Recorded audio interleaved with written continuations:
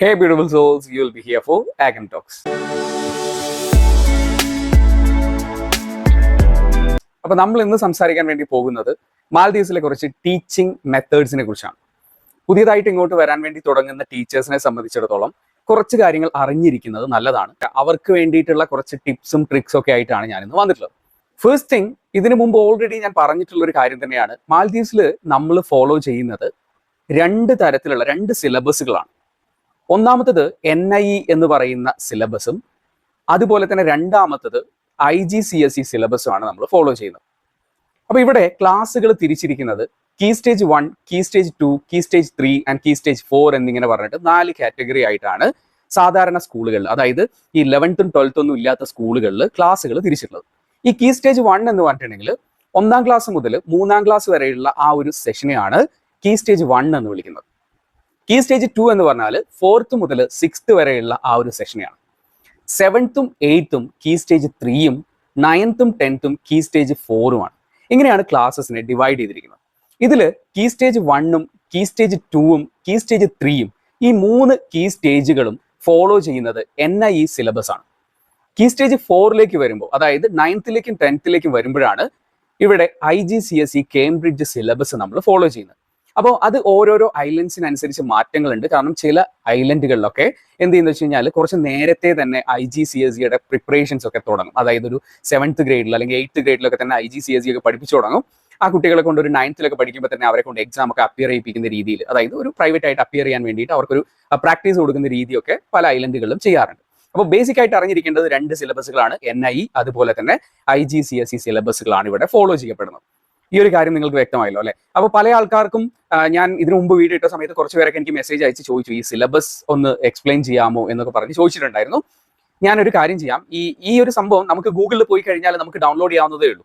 ഈ എന്താ പറയുക, സിലബസുകളൊക്കെ നമുക്ക് ഡൗൺലോഡ് ചെയ്തെടുക്കാം. മാൽദീവ് സിലബസ് എന്ന് പറഞ്ഞ് അടിച്ചു കൊടുത്താൽ തന്നെ നമുക്ക് അത് ഡൗൺലോഡ് ചെയ്തെടുക്കാൻ വേണ്ടിയിട്ട് സാധിക്കും. ഇനി അങ്ങനെ കിട്ടാത്ത ആൾക്കാർ ആരെങ്കിലും ഉണ്ടെങ്കിൽ നിങ്ങൾക്ക് എന്ത് ചെയ്യാന്ന് വെച്ച് കഴിഞ്ഞാൽ നമ്മളുടെ ഇൻസ്റ്റഗ്രാം പേജ് വഴിയായിട്ട് നിങ്ങൾക്ക് മെസ്സേജ് ചെയ്യാം. ഞാൻ നിങ്ങൾക്ക് ഏത് സബ്ജക്റ്റിന്റെ സിലബസ് ആണോ ആവശ്യമുള്ളത് അത് ഞാൻ നിങ്ങൾക്ക് പ്രൊവൈഡ് ചെയ്യുന്നതാണ്. ഞാൻ അത് അയച്ചുതരാം. അതിന്റെ PDF ഫോർമാറ്റ് ഞാൻ അയച്ചുതരാം. ഓക്കെ, ഇനി മറ്റൊരു കാര്യത്തിലേക്ക് വന്നു കഴിഞ്ഞാൽ നമ്മളുടെ അതായത് ഇന്ത്യൻ സ്കൂൾ സിസ്റ്റം പോലെയല്ല ഇവിടുത്തെ ഒരു സിസ്റ്റം എന്ന് പറയുന്നത്. ഇവിടുത്തെ പീരീഡുകൾ എന്ന് പറഞ്ഞിട്ടുണ്ടെങ്കിൽ 35 മിനിറ്റ് 35 മിനിറ്റ്സിന്റെ പീരീഡ്സ് ആണ് ഉണ്ടായിരിക്കുക സാധാരണ ദിവസങ്ങളിൽ. അതായത് സൺഡേ ക്ലാസ് ഉണ്ട്. Sunday, Monday, Tuesday, Wednesday and Thursday ഈ 5 ദിവസങ്ങളാണ് ക്ലാസ് ഉള്ളത്. ഫ്രൈഡേ ആൻഡ് സാറ്റർഡേ ഇവിടെ ഹോളിഡേസ് ആണ്. അതായത് എന്താ വീക്കെൻഡ്സ് ആയിട്ട് നമ്മളിവിടെ ഫ്രൈഡേ ആൻഡ് സാറ്റർഡേസ് ആണുള്ളത്. അപ്പോൾ ഈ നമ്മളുടെ ഐലൻഡിൽ സൺഡേ, മൺഡേ, ട്യൂസ്ഡേ ഈ പറയുന്ന 3 ദിവസങ്ങൾ നമുക്ക് 8 പീരീഡ്സ് ഉണ്ടായിരിക്കും. അതുപോലെ വെനസ്ഡേ ആൻഡ് തേഴ്സ്ഡേ എന്ന് പറഞ്ഞാൽ 7 പീരീഡ്സ് ആയിരിക്കും ഉണ്ടാവുക. കാരണം അതിനൊരു പെർട്ടിക്കുലർ റീസൺ ഉണ്ട്. ആ റീസൺ എന്താണെന്ന് ഞാൻ പറഞ്ഞുതരാം. അപ്പം ഇങ്ങനെയാണ് 35 മിനിറ്റിന്റെ പീരീഡുകളായിരിക്കും നമുക്ക് ഉണ്ടായിരിക്കും. ഇപ്പൊ നമ്മുടെ നാട്ടിൽ നോക്കി കഴിഞ്ഞിട്ടുണ്ടെങ്കിൽ 50 മിനിറ്റിന്റെ പീരീഡ്സ് ആണ് നമ്മളൊക്കെ അറ്റൻഡ് ചെയ്യാറുള്ളത് അല്ലെ? ക്ലാസ്സിൽ പോകുന്ന സമയത്ത് 50 മിനിറ്റ് 45 to 50 മിനിറ്റ്സിന്റെ പീരീഡ്സ് ആണ് നമ്മളൊക്കെ സ്കൂളുകളിൽ നമ്മൾ ചെയ്യാറുള്ളത്. ഇവിടേക്ക് വരുമ്പോൾ അത് വെറും 35 മിനിറ്റ്സ് മാത്രമേ ഉള്ളൂ. അതൊന്ന് ഓർമ്മയിൽ അല്ലെങ്കിൽ അതൊന്ന് മനസ്സിൽ വെക്കുക. യൂഷ്വലായിട്ട് ഒരു ടീച്ചർക്ക് 3 അല്ലെങ്കിൽ 4 പീരീഡുകളായിരിക്കും ഒരു ദിവസം ഉണ്ടായിരിക്കുക. അതായത് ആ സ്കൂളിന്റെ ഒരു സ്കൂളിലുള്ള കുട്ടികളുടെ സ്ട്രെങ്ത്, അതുപോലെ തന്നെ ക്ലാസ്സസ് ഡിവിഷൻസിന്റെ ഒക്കെ എണ്ണം, ഇതൊക്കെ ബേസ് ചെയ്തുകൊണ്ടാണ് ഈ പീരീഡ്സിന്റെ എണ്ണം പറയാൻ വേണ്ടി പറ്റുക. ഇപ്പൊ എന്റെ ഐലൻഡിലേക്ക് വന്നു കഴിഞ്ഞാൽ എനിക്ക് യൂഷ്വൽ ആയിട്ടുള്ളത് 4 പീരീഡുകളാണ് പെർ ഡേ. അത് ചില ദിവസങ്ങളിൽ 5 പീരീഡുകളാകാം. 5 പീരീഡുകൾ ആവുന്നതിന് കാരണം എന്ന് പറയുന്നത് ചില ആൾക്കാർ ലീവ് എടുക്കുന്ന സമയത്ത് ആ ഒരു പീരീഡ്, ചിലപ്പോൾ ഒരു പീരീഡ് നമുക്ക് സബ്സ്റ്റിറ്റ്യൂഷൻ ഒക്കെ കിട്ടുമായിരിക്കും. ഒരു റിലീഫ് പീരീഡ് എന്നാണ് നമ്മൾ ഇവിടെ പറയുക. അപ്പോൾ ആ ഒരു സബ്സ്റ്റിറ്റ്യൂഷൻ കിട്ടുന്ന സമയത്ത് നിങ്ങൾക്ക് അവിടെ പോയി പഠിപ്പിക്കണം, നിങ്ങൾക്ക് അസൈൻ ചെയ്യുന്ന ക്ലാസ്സിൽ പോയി പഠിപ്പിക്കണമെന്നൊന്നുമില്ല. നിങ്ങൾ ആ കുട്ടികളെ ഒന്ന് സൈലന്റ് ആക്കി ആ ക്ലാസ്സിൽ ഇരുത്തിയാൽ മാത്രം മതി, ഒന്ന് പഠിപ്പിക്കണം എന്നൊന്നുമില്ല. അങ്ങനെ ചില സമയങ്ങളിൽ 4 പീരീഡ് ആയിരിക്കും. ഇൻ കേസ് ആരെങ്കിലും ഒക്കെ ലീവ് ആയി കഴിഞ്ഞാൽ ചിലപ്പോൾ അത് 5 പീരീഡ് ആവാനൊക്കെയുള്ള ചാൻസസും ഇവിടെയുണ്ട്. ഓക്കെ, ഇനി മാൽദീവ്സിലേക്ക് വരുമ്പോൾ എപ്പോഴും ഓർത്തിരിക്കേണ്ട അല്ലെങ്കിൽ അറിഞ്ഞിരിക്കേണ്ട കുറച്ച് കാര്യങ്ങളുണ്ട്. അതിൽ ഒന്നാമത്തെ ഒരു കാര്യം എന്ന് പറഞ്ഞാൽ, ഇപ്പൊ നിങ്ങൾ ഇവിടേക്ക് ഇന്റർവ്യൂ ഒക്കെ അറ്റൻഡ് ചെയ്യാൻ വേണ്ടി ഇരിക്കുന്ന ആൾക്കാരാണ്, അല്ലെങ്കിൽ ഇന്റർവ്യൂ ഒക്കെ അറ്റൻഡ് ചെയ്ത് കഴിഞ്ഞിരിക്കുന്ന ആൾക്കാരാണ്, ഓഫർ ലെറ്ററിനൊക്കെ വെയിറ്റ് ചെയ്യുന്ന ആൾക്കാരാണെങ്കിൽ നിങ്ങളിൽ ആർക്കെങ്കിലും കമ്പ്യൂട്ടർ, അതായത് ഈ പറയുന്ന ലാപ്ടോപ്പും കമ്പ്യൂട്ടേഴ്സ് ഒക്കെ ഉപയോഗിക്കാൻ അറിയില്ല എന്നുണ്ടെങ്കിൽ അതിന്റെ ബേസിക്സ് ഒന്ന് പഠിച്ചു വെക്കുന്നത് നല്ലതാണ്. എസ്പെഷ്യലി ഈ പറയുന്ന Word, Excel, Google classrooms ഇങ്ങനെയുള്ള ബേസിക് ആയിട്ടുള്ള സാധനങ്ങളില്ലേ, ഇതൊക്കെ ഒന്ന് പഠിച്ചു വെക്കുന്നത് നല്ലതാണ്. അതിന്റെ കാരണം എന്താണെന്ന് ചോദിച്ചു കഴിഞ്ഞാൽ മാൽദീവ്സിലുള്ള സ്കൂളും അല്ലെങ്കിൽ ക്ലാസ് ഒക്കെ കംപ്ലീറ്റ്ലി സ്മാർട്ടാണ്. ഇപ്പോൾ എൻ്റെ സ്കൂളിൻ്റെ ഒരു വ്ലോഗ് ഞാൻ ചെയ്തിട്ടുണ്ടായിരുന്നു. ക്ലാസ് റൂംസിലൊക്കെ ആൻഡ്രോയിഡ് ടിവികളും കുട്ടികളുടെ കയ്യിലൊക്കെ ടാബ്ലറ്റ്സും എല്ലാം ഉണ്ടായിരിക്കും. അപ്പോൾ കംപ്ലീറ്റ്ലി സ്മാർട്ട് ആയിട്ടുള്ള ഒരു ക്ലാസ് റൂമിലേക്കാണ് നിങ്ങൾ പോകുന്നത്. അപ്പോൾ സ്വാഭാവികമായിട്ടും നിങ്ങൾക്ക് ഇതൊക്കെ ചെയ്യാൻ അറിഞ്ഞിരിക്കണം. അതിന്റെ ഫസ്റ്റ് റീസൺ എന്ന് പറഞ്ഞാൽ, നിങ്ങൾ ഇവിടേക്ക് വരുന്ന സമയത്ത് നിങ്ങൾ ഒരു കീ സ്റ്റേജ് 3-ലോ 4-ലൊക്കെയാണ് പഠിപ്പിക്കാൻ വരുന്നതെങ്കിൽ നിങ്ങൾക്ക് ക്വസ്റ്റ്യൻ പേപ്പേഴ്സ് തയ്യാറാക്കേണ്ടതായിട്ട് വരും. അത് ആ ക്വസ്റ്റ്യൻ പേപ്പേഴ്സ് തയ്യാറാക്കണമെങ്കിൽ ഒബ്വിയസ്ലി നമുക്ക് വേർഡ് ചെയ്യാൻ അറിഞ്ഞിരിക്കണം. അതുപോലെ തന്നെ നിങ്ങൾക്ക് ചിലപ്പോൾ ചെക്ക് ലിസ്റ്റുകൾ ഉണ്ടാക്കേണ്ടതായിട്ട് വരും. അപ്പോൾ നിങ്ങൾ ഈ എക്സൽ ഷീറ്റ് പോലുള്ള സ്പ്രെഡ് ഷീറ്റ് പോലുള്ള സാധനങ്ങളൊക്കെ അറിഞ്ഞിരിക്കേണ്ടതായിട്ട് വരും. ഗൂഗിൾ ഡ്രൈവ് ഉപയോഗിക്കാൻ അറിഞ്ഞിരിക്കേണ്ടി വരും. അതുപോലെ നമ്മൾ ചിലപ്പം ഓൺലൈനായിട്ട് ചിലപ്പോൾ കുട്ടികൾക്ക് വർക്കുകളൊക്കെ കൊടുക്കും. അത് ഗൂഗിൾ ക്ലാസ് റൂം വഴിയായിട്ടായിരിക്കും കൊടുക്കുന്നത്. അപ്പോൾ ഈ ഗൂഗിൾ ക്ലാസ് റൂമിന്റെ ഉപയോഗമൊക്കെ ഒന്ന് അറിഞ്ഞിരിക്കുന്നത്, ഇങ്ങനെയുള്ള ബേസിക് ആയിട്ടുള്ള കാര്യങ്ങളൊന്ന് അറിഞ്ഞിരിക്കുന്നത് നല്ലതായിരിക്കും എന്നുള്ളൊരു സജഷൻ എൻ്റെ ഭാഗത്തുനിന്ന് എനിക്കുണ്ട്. ഓക്കെ, ഞാനത് അങ്ങനെ പറയല്ല, എൻ്റെ ഒരു സജഷൻ ആയിട്ട് നിങ്ങൾ എടുത്താൽ മതി. അത് നിങ്ങൾ അറിഞ്ഞിരിക്കുന്നത് നിങ്ങൾക്ക് നല്ലതാണ്. ഇനി ഇവിടെ നിർബന്ധമായിട്ടും വേണ്ട ഒരു കാര്യം എന്ന് പറഞ്ഞാൽ ലെസൺ പ്ലാൻസ് ആണ്. അപ്പൊ ഞാൻ നേരത്തെ പറഞ്ഞില്ലേ, ബുധനാഴ്ചയും വ്യാഴാഴ്ചയും നമുക്ക് 7 പീരീഡ്സേ ഉള്ളൂ എന്ന് പറഞ്ഞു. അതിന്റെ റീസൺ ഇതാണ്. എവറി വെനസ്ഡേ ആൻഡ് തേഴ്സ്ഡേ നമുക്ക് കോർഡിനേഷൻ മീറ്റിംഗ്സ് ഉണ്ടായിരിക്കും. കോർഡിനേഷൻ മീറ്റിംഗ്സ് എന്ന് പറഞ്ഞാൽ കീ സ്റ്റേജ് 1-ലെ ടീച്ചേഴ്സ് എല്ലാവരും കൂടിയിരിക്കുന്നു, കീ സ്റ്റേജ് 2-ലെ ടീച്ചേഴ്സ് എല്ലാവരും കൂടിയിരിക്കുന്നു, കീ സ്റ്റേജ് 3-ലെ ടീച്ചേഴ്സ് എല്ലാവരും കൂടിയിരിക്കുന്നു. ഇതേപോലെ ഓരോരോ സ്റ്റേജിലുള്ള ടീച്ചേഴ്സ് എല്ലാവരും ചേർന്നിരിക്കുന്നു. നമുക്ക് ഒരു LT, അതായത് ലീഡിംഗ് ടീച്ചർ ഉണ്ടായിരിക്കും. ആ ടീച്ചറുടെ നേതൃത്വത്തിലായിരിക്കും നമ്മളിങ്ങനെ ഒരു കോർഡിനേഷൻ മീറ്റിംഗ്സ് കണ്ടക്ട് ചെയ്യപ്പെടുക. എന്തിനു വേണ്ടിയിട്ടാണ് നമ്മളിങ്ങനെ കൂടിച്ചേരുന്നതെന്ന് ചോദിച്ചു കഴിഞ്ഞാൽ, നിങ്ങൾ ഇനി വരുന്ന നെക്സ്റ്റ് വീക്കിൽ എന്താണ് കുട്ടികളെ പഠിപ്പിക്കാൻ വേണ്ടി പോകുന്നത്. അപ്പം നിങ്ങളുടെ അതേ സബ്ജക്ട് എടുക്കുന്ന മറ്റൊരു ടീച്ചറും നിങ്ങളുടെ കൂടെ ഉണ്ടാവുമായിരിക്കും. അപ്പൊ അങ്ങനെ വരുന്ന സമയത്ത് ആ ടീച്ചറുമായിട്ടൊക്കെ സംസാരിച്ച് ആ ഒരു ടോപ്പിക് എങ്ങനെ പഠിപ്പിക്കാം, അതിന് വേണ്ടിയിട്ടുള്ള വർക്ക്ഷീറ്റുകളെ കുറിച്ചും എന്തൊക്കെ ടോപ്പിക്കുകളാണ് പഠിപ്പിക്കുന്നത് എന്നതിനെ കുറിച്ചും ഒക്കെ ഡിസ്കസ് ചെയ്യുന്ന ഒരു എന്താ പറയുക പ്ലാറ്റ്ഫോമാണ് ഈ കോർഡിനേഷൻ മീറ്റിംഗ്സ് എന്ന് പറയുന്നത്. അപ്പൊ ബുധനാഴ്ചകളിലും വ്യാഴാഴ്ചകളിലുമായിട്ടായിരിക്കും ഈ കോർഡിനേഷൻ മീറ്റിംഗ്സ് ഒക്കെ ഞങ്ങളുടെ ഐലൻഡിൽ നടക്കാറുള്ളത്. അതുകൊണ്ടാണ് ഞാൻ ഈ ബുധനും വ്യാഴവും ഞങ്ങൾക്ക് 7 പീരീഡ്സ് മാത്രമേ ഉള്ളൂ എന്ന് പറഞ്ഞത്. അപ്പം കോർഡിനേഷൻ മീറ്റിംഗ്സ് ഉണ്ടായിരിക്കും. അതിൽ നമ്മൾ ഈ പറയുന്ന പോലെ നെക്സ്റ്റ് വീക്കിൽ എടുക്കാൻ പോകുന്ന ക്ലാസ്സുകളെ കുറിച്ചും ചാപ്റ്റേഴ്സിനെ കുറിച്ചും എല്ലാം നമ്മൾ ഡിസ്കസ് ചെയ്യും. അതെങ്ങനെ ടാക്കിൾ ചെയ്യണം, നമ്മൾ നേരിടുന്ന പ്രശ്നങ്ങളെ കുറിച്ച്, ഇങ്ങനെയുള്ള എല്ലാ കാര്യങ്ങളും നമ്മൾ ആ ക്ലാസ് റൂമിലുള്ള പ്രശ്നങ്ങൾ എല്ലാ കാര്യങ്ങളും നമ്മൾ ചർച്ച ചെയ്യുന്നത് ഈ കോർഡിനേഷൻ മീറ്റിംഗ്സിലാണ്. അപ്പൊ അവിടെ നിന്ന് നമ്മൾ അതിനൊരു സൊല്യൂഷൻ ഉണ്ടാക്കിയിട്ടായിരിക്കും നമ്മൾ പുറത്തേക്ക് വരുന്നത്. ഓക്കെ, അപ്പൊ ഇങ്ങനെ ഈ കോർഡിനേഷൻ മീറ്റിംഗ്സ് കഴിഞ്ഞു കഴിയുമ്പോൾ ഞാൻ ഇപ്പോൾ വീണ്ടും പറയാണ്, ഇത് എൻ്റെ ഐലൻഡിലുള്ള കാര്യമാണ് ഞാൻ പറയുന്നത് കേട്ടോ. എവറി സാറ്റർഡേ നമ്മൾ ലെസൺ പ്ലാൻസ് വെക്കേണ്ടതായിട്ടുണ്ട്. അപ്പൊ ഈ ലെസൺ പ്ലാൻസ് എന്ന് പറയുമ്പോൾ ഐലൻഡ് ടു ഐലൻഡ് അതിന്റെ ഫോർമാറ്റിൽ വ്യത്യാസമുണ്ട്.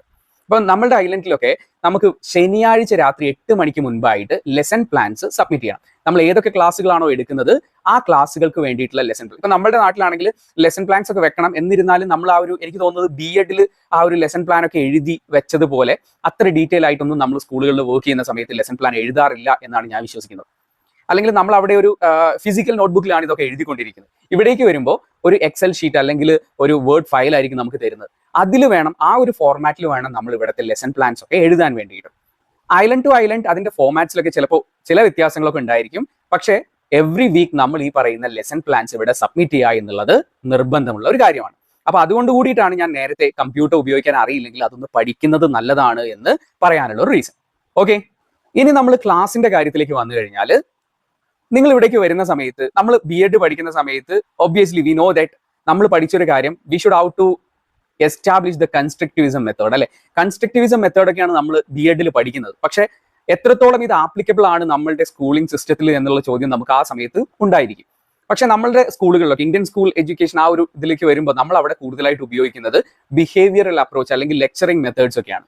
മാൽദീവ്സിലെ സ്കൂൾസിൽ നമുക്ക് ഒരിക്കലും ലെക്ചറിങ് മെത്തേഡ്സ് ഉപയോഗിക്കാൻ വേണ്ടിയിട്ട് സാധിക്കില്ല.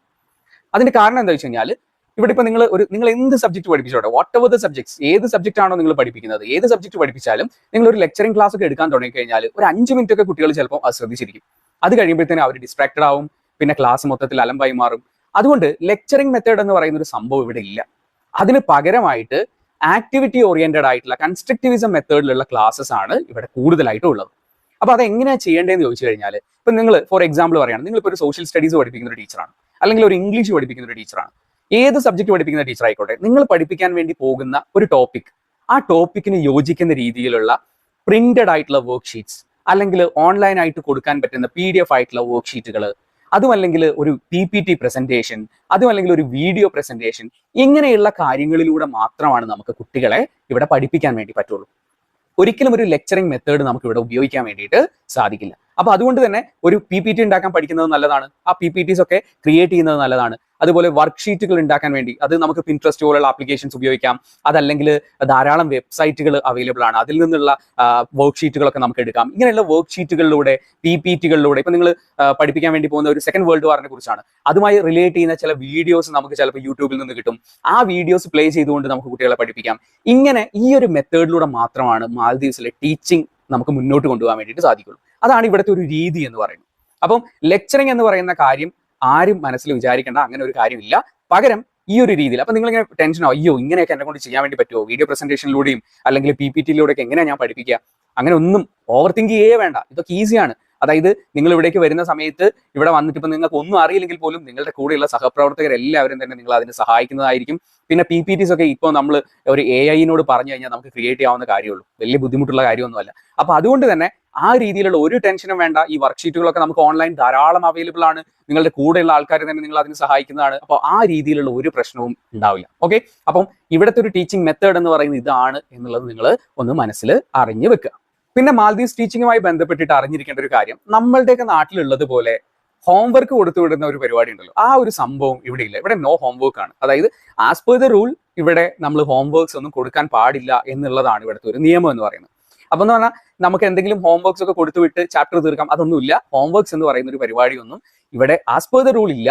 പിന്നെ എന്ന് പറഞ്ഞാൽ നമുക്ക് വേണമെങ്കിൽ ഗൂഗിൾ ക്ലാസ് റൂമിലൊക്കെ എന്തെങ്കിലുമൊക്കെ അസൈൻമെന്റ്സ് ഒക്കെ കൊടുക്കാം, കുട്ടികളെ കൊണ്ട് അത് ചെയ്യിപ്പിക്കുകയൊക്കെ ചെയ്യാം. അതിലൊന്നും വലിയ ബുദ്ധിമുട്ടില്ല. പക്ഷേ നിയമപ്രകാരം അങ്ങനെ ഒരു സംഭവം ഇവിടെ ഇല്ല. അത് ഒന്ന് ഓർത്ത് വെക്കുക. പിന്നെ ഇവിടേക്ക് വരുന്ന ടീച്ചേഴ്സിൽ ഉണ്ടാവുന്ന ഏറ്റവും വലിയൊരു ടെൻഷൻ, അല്ലെങ്കിൽ നിങ്ങൾ ഇന്റർവ്യൂവിന് പോകുമ്പോഴായാലും ആ ഇന്റർവ്യൂവേഴ്സ് ചോദിക്കാൻ വേണ്ടി പോകുന്ന ഒരു ചോദ്യം എന്ന് പറഞ്ഞാൽ, ഒരു മാൽ അഡ്ജസ്റ്റഡ് ആയിട്ടുള്ള ക്ലാസ് റൂമിൽ നിങ്ങൾ എങ്ങനെയാണ് ക്ലാസ് എടുക്കുക എന്നുള്ള ചോദ്യമൊക്കെ ആയിരിക്കും.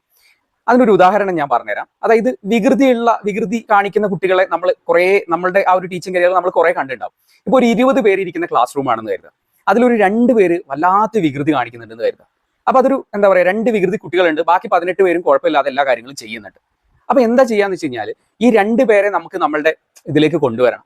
അപ്പൊ ഇവർ ഈ വികൃതി കാണിക്കുന്നതിന് പല റീസൺസ് ഉണ്ടായിരിക്കാം. ചിലപ്പോൾ ADHD പോലുള്ള കാര്യങ്ങളോ, അതും അല്ലെങ്കിൽ ആ ഒരു സബ്ജക്ട് ചിലപ്പോൾ അവർക്ക് അറിയാത്തത് കൊണ്ടോ, ഇങ്ങനെയുള്ള പല റീസൺസ് കൊണ്ടായിരിക്കാം അവർ ആ ക്ലാസ്സിൽ ഇങ്ങനെയുള്ള വികൃതിയൊക്കെ കാണിക്കുന്നത്. അപ്പം എൻ്റെ ഒരു പേഴ്സണൽ ആയിട്ടുള്ള ഒരു എക്സ്പീരിയൻസിൽ നിന്ന് ഞാൻ പഠിച്ചൊരു കാര്യം ഇതാണ്. നമ്മൾ ക്ലാസ് റൂമിലേക്ക് പോകുന്ന സമയത്ത് ഇങ്ങനെയുള്ള കുട്ടികളെ നമുക്കൊരു 1 വീക്ക് കൊണ്ട് തന്നെ ഐഡന്റിഫൈ ചെയ്യാൻ വേണ്ടി പറ്റും. ഒരാഴ്ച കൊണ്ട് നമുക്ക് ഐഡന്റിഫൈ ചെയ്യാം ആരൊക്കെയാണ്, അവരുടെ ബിഹേവിയർ എന്താണ്, എങ്ങനെ ആയിരിക്കും എന്നുള്ളതൊക്കെ നമുക്ക് മനസ്സിലാവും. അവരുടെ ലെവൽ എന്താണ് എന്നൊക്കെ മനസ്സിലാവും. അപ്പം നമുക്ക് ചെയ്യാൻ പറ്റുന്ന ഒരു കാര്യം എന്ന് പറഞ്ഞാൽ ഡിഫറെന്റ് ആയിട്ടുള്ള വർക്ക്ഷീറ്റ് ഉണ്ടാക്കി പോകാം. 18 കുട്ടികൾക്ക് നമുക്ക് ഒരു സ്റ്റാൻഡേർഡ് ആയിട്ടുള്ള ഒരു വർക്ക്ഷീറ്റ് ഉണ്ടാക്കാം. ഈ പറയുന്ന 2 വികൃതി കുട്ടികൾക്ക് നമുക്ക് കുറച്ച് എന്താ പറയുക, അവരുടെ ലെവലിനനുസരിച്ചുള്ള ഒരു വർക്ക്ഷീറ്റ് ഉണ്ടാക്കിയിട്ട് ക്ലാസ്സിലേക്ക് പോവാം. എന്നിട്ട് അവരെ ഈ ടീച്ചിങ് ടേബിളിൽ അല്ലെങ്കിൽ നമുക്ക് അറ്റൻഷൻ കൊടുക്കാൻ പറ്റുന്ന ഒരു സ്ഥലത്തേക്ക് അവരെ മാറ്റിയിരുത്തി അവരുടെ കൂടെ തന്നെ നമുക്ക് ഇരിക്കാൻ പറ്റുകയാണെങ്കിൽ അത്രയും നല്ലത്. ആ രീതിയിൽ അവർക്കൊരു സ്പെഷ്യൽ അറ്റൻഷൻ കൊടുത്തു കഴിഞ്ഞാൽ ഈ മാൽ അഡ്ജസ്റ്റഡ് ക്ലാസ് റൂംസിനെ ഹാൻഡിൽ ചെയ്യുന്ന പ്രശ്നം അവിടെ ഇല്ലാതാവും. ഇത് ഞാൻ എൻ്റെ എക്സ്പീരിയൻസിൽ നിന്ന് പറയാം കേട്ടോ. ഇത് വർക്ക് ആവോ ഇല്ലയോ എന്നൊക്കെ ചോദിച്ചു കഴിഞ്ഞാൽ എൻ്റെ കാര്യത്തിൽ എനിക്കിത് വർക്ക് ആയിട്ടുണ്ട്. ഐ ഹോപ്പ് നിങ്ങളുടെ കാര്യത്തിൽ ഇതെല്ലാം വർക്ക് ആവുന്ന തന്നെയാണ് ഞാനും വിചാരിക്കുന്നത്. ഞാൻ വിശ്വസിക്കുന്നു. ഓക്കെ, അതുപോലെ ഇവിടുത്തെ സ്കൂൾസിന്റെ മറ്റൊരു പ്രത്യേകത എന്ന് പറഞ്ഞാൽ ഇൻക്ലൂസീവ് എഡ്യൂക്കേഷന് നല്ല പ്രാധാന്യം കൊടുക്കുന്ന ഒന്നാണ്. ഇൻക്ലൂസീവ് എഡ്യൂക്കേഷൻ എന്ന് പറഞ്ഞാൽ അറിയാലോ, അതായത് ഡിസേബിൾഡ് ആയിട്ടുള്ള മെന്റലി ഓർ ഫിസിക്കലി ഏത് രീതിയിൽ ഡിസേബിൾഡ് ആയിട്ടുള്ള കുട്ടികളായാലും അവരെ കൂടെ സാധാരണ ക്ലാസ് റൂമിലേക്ക് ഇൻക്ലൂഡ് ചെയ്യുക, മറ്റുള്ളവരെ പോലെ തന്നെ അവരെയും എല്ലാ കാര്യങ്ങളിലേക്കും പാർട്ടിസിപ്പേറ്റ് ചെയ്യിപ്പിക്കുക എന്ന് പറയുന്നതാണ് ഈ ഒരു ഇൻക്ലൂസീവ് എഡ്യൂക്കേഷൻ എന്ന് പറയുന്നത്.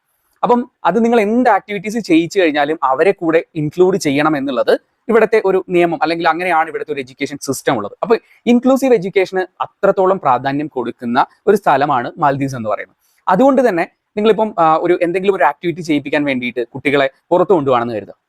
അങ്ങനെ കൊണ്ടുപോകുന്ന സമയത്ത് ഇങ്ങനെ ഒരു എന്താ പറയുക, ഫിസിക്കലി ഡിസേബിൾഡ് ആയിട്ടുള്ള ആൾക്കാരൊക്കെ ഉണ്ടെങ്കിൽ അവർക്ക് പറ്റുന്ന രീതിയിലുള്ള എന്തെങ്കിലും ഒരു ആക്ടിവിറ്റി കൂടിയിട്ട് പ്ലാൻ ചെയ്തിട്ട് പോകാൻ വേണ്ടിയിട്ട് ഒന്ന് തയ്യാറായിരിക്കുക. കാരണം എന്താ വെച്ച് കഴിഞ്ഞാൽ അവർക്കും കൂടിയിട്ട് അതിൽ ഇൻവോൾവ് ചെയ്യാൻ വേണ്ടി സാധിക്കണം. ആ രീതിയിലുള്ള ഒരു എഡ്യൂക്കേഷൻ സിസ്റ്റമാണ് ഇവിടെ ഉള്ളത്. ഇനിയിപ്പം ഞാൻ എങ്ങനെയാണ് ഇവിടെ ഇംഗ്ലീഷ് പഠിപ്പിക്കുന്നത് എന്നുള്ള കാര്യം ഞാൻ പറഞ്ഞുതരാം. ഞാൻ നേരത്തെ പറഞ്ഞല്ലോ, ലെക്ചറിങ് മെത്തേഡ് ഇവിടെ നടക്കില്ല. അപ്പൊ അതുകൊണ്ട് ഞാൻ ചെയ്യുന്ന ഒരു കാര്യം എന്ന് പറഞ്ഞാൽ, ഇപ്പോൾ ഒരു എക്സാമ്പിൾ പറയുകയാണെങ്കിൽ ഞാൻ ഒരു ഇമെയിൽ റൈറ്റിംഗ് പഠിപ്പിക്കുകയാണെന്ന് കരുതാം. ഇപ്പൊ ഞാനിവിടെ പഠിപ്പിക്കുന്നത് 9th ഉം 10th ഉം ആണ് എൻ്റെ പ്രധാനപ്പെട്ട ക്ലാസ് റൂംസ്. അപ്പൊ അതുകൊണ്ട് തന്നെ ഞാൻ അവിടെ പോയിട്ട് ഒരു ഇമെയിൽ റൈറ്റിംഗ് പഠിപ്പിക്കുന്ന സമയത്ത് ഞാൻ ആദ്യം ബോർഡിൽ അവർക്ക് അതിന്റെ ഒരു ഫോർമാറ്റും കാര്യങ്ങളൊക്കെ എഴുതി കൊടുക്കും. അങ്ങനെ ബോർഡിൽ ആ ഫോർമാറ്റും കാര്യങ്ങളൊക്കെ എഴുതി കൊടുത്ത ശേഷം അത് അവർ നോട്ട്ബുക്കിലേക്ക് എഴുതി കഴിയുമ്പോൾ ഞാൻ ഒന്നുകിൽ TV-യിൽ ഞാൻ ടൈപ്പ് ചെയ്തിരിക്കുന്ന ആ ഒരു ഇമെയിൽ റൈറ്റിങ്ങിന്റെ ഒരു സാമ്പിൾ റൈറ്റിംഗ്, ഒരു മോഡൽ റൈറ്റിംഗ് ഞാൻ ഡിസ്പ്ലേ ചെയ്യും. അതല്ലെങ്കിൽ ബോർഡിൽ തന്നെ ഞാൻ എന്ത് ചെയ്യുന്നത് വെച്ച് കഴിഞ്ഞാൽ ഒരു മോഡൽ റൈറ്റിംഗ് അവർക്ക് കൊടുക്കും. ഇങ്ങനെ ഒരു മോഡൽ റൈറ്റിംഗ് അവർ എഴുതി കഴിയുമ്പോൾ ഞാൻ ഓൾറെഡി ഒരു ക്വസ്റ്റ്യൻ ഫ്രെയിം ചെയ്തിട്ടായിരിക്കും ഈ മോഡൽ റൈറ്റിംഗ് എഴുതിയിട്ടുണ്ടാവുക. അതേപോലെ തന്നെയുള്ള മറ്റൊരു ക്വസ്റ്റ്യൻ ഫ്രെയിം ചെയ്തിട്ട് ആ മോഡൽ റൈറ്റിങ്ങിനെ വെച്ചുകൊണ്ട് ഇവരെ കൊണ്ട് ഞാൻ മറ്റൊന്ന് സ്വന്തമായിട്ട് എഴുതിക്കും. അപ്പൊ ഇങ്ങനെ ചെയ്യുന്ന സമയത്ത് അവർ ഓട്ടോമാറ്റിക്കലി ആ ഒരു ഫോർമാറ്റ് പഠിക്കാൻ വേണ്ടി തുടങ്ങും. പിന്നെ ഇടയ്ക്കിടയ്ക്ക് ഇങ്ങനെ ക്വസ്റ്റ്യൻസ് മാറ്റി കൊടുക്കുന്നതിനനുസരിച്ചിട്ട് അവരുടെ കൂടെ നമ്മളുടെ ക്ലാസ് റൂംസ് പോലെയല്ല, ഇവിടെ എന്ന് പറഞ്ഞു കഴിഞ്ഞാൽ ഓരോ കുട്ടികൾക്കും പേഴ്സണൽ ഒരു ടേബിളൊക്കെ ഉണ്ടാവും. അപ്പൊ നമുക്ക് അവരുടെ അടുത്ത് പോയി അവരുടെ ഡൗട്ട്സ് ഒക്കെ ക്ലിയർ ചെയ്ത് കൊടുക്കാനും അവർക്ക് ആ ഒരു സ്പെല്ലിങ്സും കാര്യങ്ങളൊക്കെ പറഞ്ഞു കൊടുക്കാനും പുതിയ വേർഡ്സ് പറഞ്ഞു കൊടുക്കാനും ഒക്കെ ഈസിയാണ്. അപ്പൊ ആ രീതിയിൽ നമുക്ക് എന്ത് ചെയ്യാൻ വേണ്ടി പറ്റും, ഇവരെ ഗൈഡ് ചെയ്യാനും പഠിപ്പിക്കാനും ഈസിയാണ്. അപ്പൊ ഈ ഒരു മെത്തേഡാണ് ഞാൻ ഇംഗ്ലീഷ് പഠിപ്പിക്കുമ്പോൾ ഞാൻ എടുക്കാറുള്ളത്. ഞാനിതിപ്പം എന്റെ വീഡിയോ കാണുന്ന എല്ലാ ടീച്ചേഴ്സും ഇംഗ്ലീഷ് ടീച്ചേഴ്സ് മാത്രമൊന്നുമല്ല, പല സബ്ജക്റ്റിലുള്ള ടീച്ചേഴ്സും കാണുന്നുണ്ട്. അപ്പം എല്ലാ സബ്ജക്റ്റിനെ കുറിച്ച് എനിക്ക് പറയാൻ അറിയില്ല, കാരണം ഞാൻ പഠിപ്പിക്കുന്ന ഇംഗ്ലീഷ് ആണല്ലോ. അതുകൊണ്ടാണ് ഞാൻ ഇംഗ്ലീഷ് എടുത്ത് ഞാൻ ഈ ഒരു എക്സാമ്പിൾ പറഞ്ഞത്. ഓക്കെ, നിങ്ങൾക്കും ഇതേപോലെ, ഇപ്പോൾ നിങ്ങൾ സയൻസ് പഠിപ്പിക്കുന്ന ടീച്ചർ ആണെങ്കിൽ നിങ്ങൾക്കും ഇതേപോലെ എക്സ്പെരിമെന്റ്സിലൂടെ അല്ലെങ്കിൽ ഒരു ചാർട്ട് വർക്കിലൂടെ അതും അല്ലെങ്കിൽ കുട്ടികൾക്ക് ചാർട്ട് വരയ്ക്കാൻ വേണ്ടി കൊടുക്കുന്നതിലൂടെ ഇങ്ങനെയൊക്കെ അവരെ പഠിപ്പിക്കാൻ വേണ്ടിയിട്ട് സാധിക്കും. അപ്പം ഈ ഒരു മെത്തേഡ്സ് ഒക്കെയാണ് നമ്മളിവിടെ ഉപയോഗിക്കുന്നത്. അതുപോലെ നമ്മൾ ക്ലാസ് റൂംസിലേക്ക് പോകുന്ന സമയത്ത് എപ്പോഴും ഓർത്തിരിക്കേണ്ട ഒരു കാര്യം അല്ലെങ്കിൽ ചെയ്യേണ്ട ഒരു കാര്യം എന്ന് പറയുന്നത് നോട്ട്ബുക്സ് ഒക്കെ റെഗുലർ ആയിട്ട് ചെക്ക് ചെയ്യുക എന്നുള്ളതാണ്. അതായത് നോട്ട്ബുക്സ് റെഗുലറായി ചെക്ക് ചെയ്യാൻ പറയുമ്പോൾ, അതായത് നിങ്ങൾ എന്ത് ചെയ്യുക കഴിഞ്ഞാൽ ഒരു ദിവസം കുറച്ച് നോട്ട്സ് ഒക്കെ കൊടുത്തു, ചിലപ്പോൾ ആ പീരീഡിൽ നിങ്ങൾക്ക് ആ നോട്ട്ബുക്ക് കറക്റ്റ് ചെയ്യാനുള്ള സമയം കിട്ടിയില്ല എന്ന് വരും. ഇപ്പൊ നേരത്തെ പറഞ്ഞ പോലെ 3-4 പീരീഡ്സ് ഒക്കെ കഴിഞ്ഞിട്ട് നിങ്ങൾ ഫ്രീ ആയിരിക്കുന്ന ഒരു മൊമെന്റ് ഉണ്ടാവും. ആ സമയത്ത് ആ ക്ലാസ് റൂമിലെ ആ ഒരു നോട്ട്സ് ഒക്കെ വാങ്ങിയിട്ട് അന്നന്ന് കറക്റ്റ് ചെയ്യുന്നത് ബെറ്റർ ആയിരിക്കും. അത് കറക്റ്റ് ചെയ്ത് അന്നത്തെ ഡേറ്റ് ഇട്ട് സൈൻ ചെയ്യുന്നത് നല്ലതാണ്. ഇപ്പൊ നമ്മളുടെ ഐലൻഡിൽ അങ്ങനെയാണ് ഫോളോ ചെയ്യാറുള്ളത്. ഡെയിലി നോട്ട്ബുക്സ് കറക്റ്റ് ചെയ്യുന്ന ആ ഒരു മെത്തേഡാണ് നമ്മളൊക്കെ ഫോളോ ചെയ്യുന്നത്. ഇത് എല്ലാ ഐലൻഡിലും ഇങ്ങനെയാണോ എന്ന് ചോദിച്ചു കഴിഞ്ഞാൽ എനിക്കറിയില്ല. എൻ്റെ ഐലൻഡിൽ ഞങ്ങൾ ഫോളോ ചെയ്യുന്ന ഒരു മെത്തേഡ്, അത് ഡെയിലി ചെക്ക് ചെയ്യുക എന്നുള്ളത് നിർബന്ധമുള്ള ഒരു കാര്യമാണ്. അപ്പോൾ ഇത്രയും കാര്യങ്ങളാണ് ഇവിടുത്തെ ടീച്ചിങ്ങുമായി ബന്ധപ്പെട്ടിട്ട് നിങ്ങൾ ഒന്ന് അറിഞ്ഞിരിക്കേണ്ട, അല്ലെങ്കിൽ ടീച്ചിങ് മെത്തേഡ്സുമായിട്ട് നിങ്ങൾ അറിഞ്ഞിരിക്കേണ്ടതെന്ന് എനിക്ക് തോന്നി. അപ്പം പുതിയതായിട്ട് ഇന്റർവ്യൂ ഒക്കെ അറ്റൻഡ് ചെയ്യാൻ വേണ്ടി പോകുന്ന ആൾക്കാർക്കും ചിലപ്പോൾ അവർ ഇതുമായിട്ടൊക്കെ റിലേറ്റ് ചെയ്യുന്ന ഒരു ചോദ്യം ചോദിച്ചു കഴിഞ്ഞാൽ നിങ്ങൾക്ക് അത് ഉപയോഗപ്പെടുമെന്ന് ഞാൻ കരുതുന്നുണ്ട്. അതുകൊണ്ടാണ് ഞാൻ ഈ ഒരു ടോപ്പിക്കായിട്ട് ഇന്ന് വന്നത്. അപ്പോൾ ഇന്നത്തെ വീഡിയോ ഇത്രയേ ഉള്ളൂ. നമുക്ക് മറ്റൊരു ടോപ്പിക്കുമായിട്ട് അടുത്തൊരു വീഡിയോയിൽ കാണാം. This is Anil V signing off. Bye by.